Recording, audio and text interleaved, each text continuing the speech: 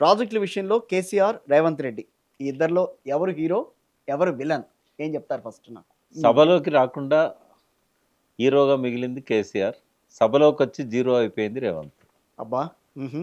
ఎందుకంటే సభలోకి రాకున్నా మొన్న హరీష్ రావు గారి ప్రజెంటేషన్ గానీ, మాలాంటి వాళ్ళు మాట్లాడిన దాన్ని బట్టి గానీ, ప్రజలకు అర్థమైంది ఏందంటే, కేసీఆరే మన కోసం ఏదో కష్టపడ్డాడు. కొంత నీళ్ళు తేవాలని తపన చెందాడు. కానీ ఈ రేవంత్ రెడ్డి అని జూటర మాటలు మాట్లాడుతున్నాడు అనేది ప్రజల నుంచి వస్తున్న టాక్ అది. మీరు మీరు పోయినా గూడా ప్రజలు చెప్తారు. అసలు కేసీఆర్ అసెంబ్లీకి ఎందుకొచ్చారు? ఎందుకెళ్ళిపోయారు? ఇప్పుడు మ్యాండేటరీ ఏముంటదంటే సంతకం పెట్టాలి. దానికి అందుకే వచ్చారా? అందుకే వచ్చారు. ఇంకా అంతకంటే రావడానికి ఆయన దగ్గర కారణమే లేదు. హ్మ్. తర్వాత ఆయన ఒకవేళ ఆ సభలో కూర్చుంటానన్నా గూడా, కూర్చునే ఇకోసిస్టమ్ లేదు ఆడ. ఎన్విరాన్మెంట్ లేదు.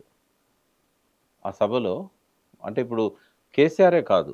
ఒక గౌరవప్రదంగా ఉండే సభ అని భావించి ఎవరైతే ఎమ్మెల్యేలు గెలిచారో, వాళ్ళు గూడా కూర్చునే పరిస్థితి లేదు ఆ సభలో. ఎందుకంటే సాక్షాత్తు సభానాయకుడే అనరాని మాటలన్నీ అక్కడ మాట్లాడుతున్నప్పుడు, ఎవరన్నా గొంతు విప్పి మాట్లాడదామంటే నిమిషానికోసారి మైక్ కట్ చేయడము, వేరే ఎవరో ఎదురు మాటలు చెప్పడము, వాళ్ళకు మళ్ళీ మైక్ ఇవ్వడము.